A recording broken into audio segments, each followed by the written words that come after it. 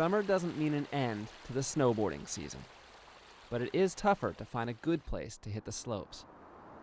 For those snowboarders willing to earn their turns, the backcountry slopes of Mount St. Helens are the answer. Is someone bringing a shovel? The jumping off point is here at Marble Mountain Snow Park. This is where snowboarders sort gear and mentally prepare for a 2-day climb. Among them, Seth Clancy, Cole Evans, Matt Mormile, Trip Miller, and Michael Joshua. My pack's pretty heavy. It's gotta be about 70 pounds. Boots and snowboard, tent, and sleeping bag, and my food. It's more of a lifestyle than a sport, and you hear a lot of people say that, but it's true because when you're that passionate for something, it just takes over, your thought. Every time I see something with elevation, I think snowboarding.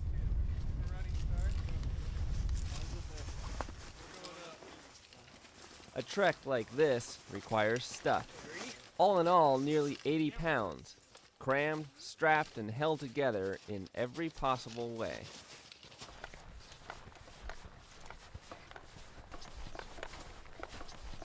Good. Compared to other Cascade peaks, Mount St. Helens looks like an easy climb. But a trek to the rim is not for the unfit. From Marble Mountain Snow Park on the mountain's south side, the trail gains 1,000 feet in 2.5 miles to Timberline. From there, the Worm Flows route climbs 4,000 feet to the rim in just under 5 miles. After shouldering 80 pounds, basecamp is a welcome sight. Yeah. A little bit more than I thought, but not bad. Let's keep going. It looks too good to stop here. Well, I feel like we've got our first victory, fellas. We made it to the campsite. Right here. Where do you want to camp, Cole? All right. Pick the furthest spot away from me.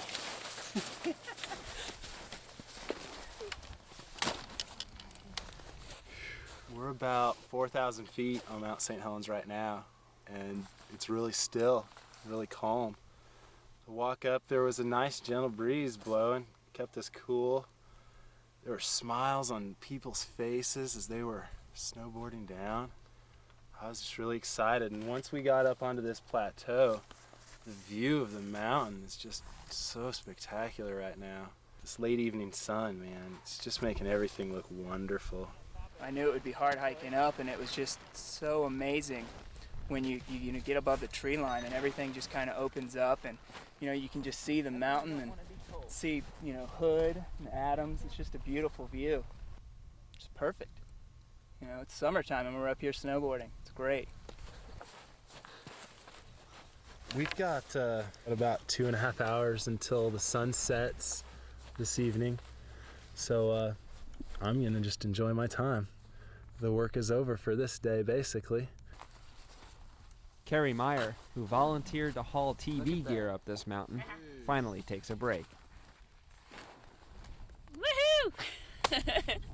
I'm pretty excited about it. Now that is a view. It's better than TV. What's that? It's better than TV. I can't believe I said that.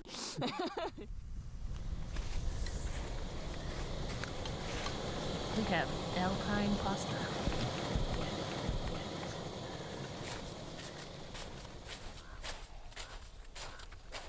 It may be moments like these that make such adventures worth the struggle. You can hear an owl right now. I heard something. Let's try to listen.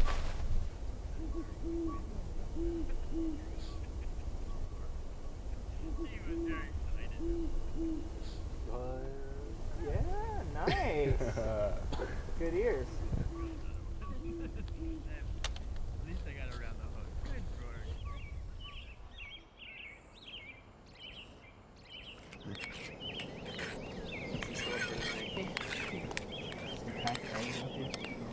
Last meal.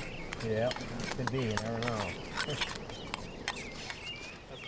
On a mountain renowned for unpredictable and dangerous weather, the early morning sunshine is a positive sign. Well, it's 7 o'clock, and for about the past hour, we've been preparing ourselves. I've been staring up the mountain. We're gonna get on the trail and probably quickly make adjustments in our clothing, I'd say. Pack everything once and then take about half of your stuff out to lighten it up because it's still going to be too heavy. Y'all ready for this? Even in summer, the snow presents a hazard, so the climbers will use a lava runout called the worm flows for their ascent. This route reduces, but doesn't eliminate, their exposure to avalanches. But every step is an uphill step, and it will take every bit of 7 hours to reach the rim.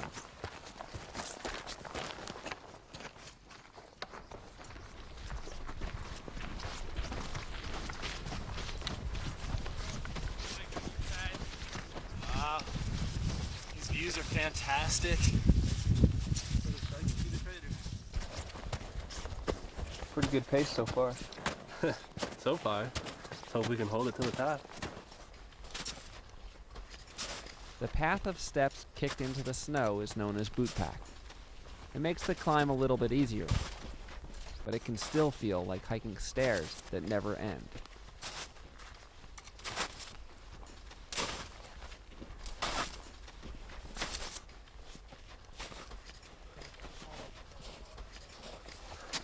That's the longest stretch we've gone so far. Maybe we have a little water here and then keep going. There were people just a few minutes ago. You could see them. Yeah, I saw that. You know, this whole activity takes up the space of a whole day, and I just like the mood of it all, just real relaxed. And I think that that's really the turn on to this type of activity, is just the effort involved and the way that you feel the whole day. During this time of year, it's not really hot enough to go hang out at the river and swim, and the ocean is nice when it's sunny, but those days are few and far between. So during the springtime, the Pacific Northwest, when you can get a clear day like this, wow, what an awesome activity to have an awesome snow field, 4,000 feet of elevation, and good friends around to enjoy it with. Having fun yet? By mid-mountain, the sun has turned the snow to slush. You think that you have nothing left to give, but that summit is in sight, and it might be 1,000 feet to go, and everything that goes through your mind is just one more step. You know, you got to make it to the top. Just one more step. Just keep going. Don't stop. Rarely does a snowboarder look for the easiest or quickest route down the mountain. So on the way up, they scout the mountain for their descent. They only get one shot, so finding a good run down is critical to making all this effort pay off. All those little magma flows and stuff that a lot of people see and think of volcano and think of destruction, for a snowboarder, that's perfect. I mean, that's nature making terrain for us. Oh, you gotta see this. Yeah. Yeah, dude. Woo! That's the Rocketeer.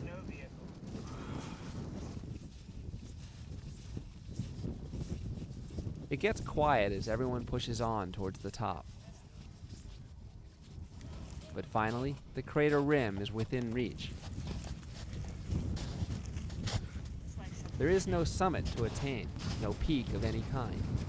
At the top of a plain snowy slope, the climb just ends. Oh, wow. Even if it took twice as long to get up here, this would be worth it. That was good. Break me off another piece of that. Good job, guy. Yeah. What a view.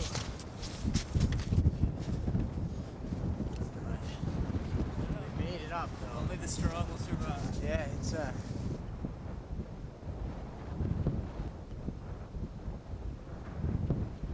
You can see pretty good here just how much mountain is missing.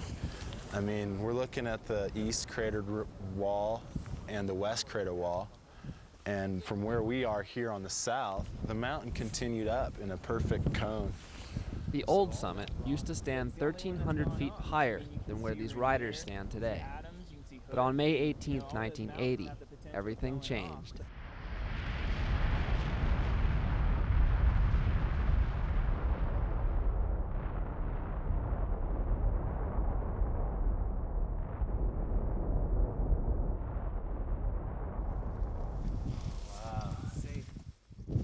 It's unbelievable how you can see the trees still floating in the lake. Today, the crater rim is a quiet place with a well-earned view. It would be easy to stand here for hours thinking about what took place here just a little more than 20 years ago. But with clouds rolling in, the boarders decide to turn their backs to the crater. Yeah, let's do that. Woo!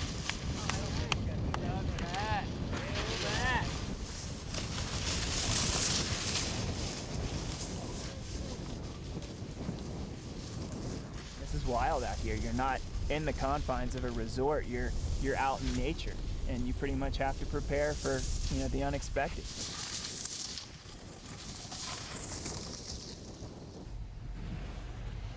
It was neat to drop into those upper bowls. Like, yeah, man, that's where it's at. Having a good day on the mountain by yourself is, you know, really cool soul experience. But when you get your posse out there and you all go have a good time, you know, it's a pretty magical experience.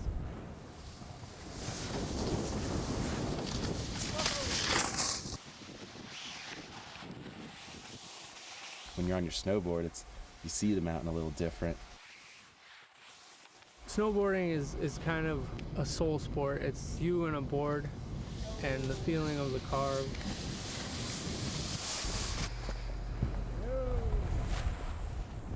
Free riding is as pure as snowboarding gets.